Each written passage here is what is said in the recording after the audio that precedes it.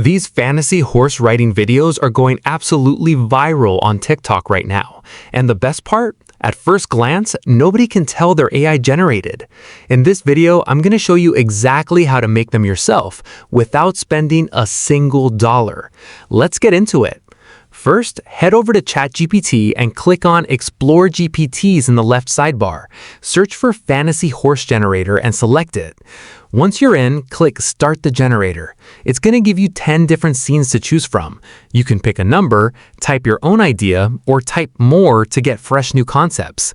I'm going to type more to get another batch, and just like that, it gives me 10 brand new ideas. I'm going with number 9. Simply type 9 into the prompt box and hit send. Once it loads, the GPT will give you two things, an image prompt and a video prompt. Copy the image prompt and head over to Google Flow AI. Select Image Generator Mode, choose your aspect ratio, and select Nano Banana 2. Paste your image prompt into the prompt box and hit send. Wait a few seconds and boom, your images are ready. Honestly, I have no words. Just look at the quality and the atmosphere. Absolutely stunning. Now go back to ChatGPT and copy the video prompt.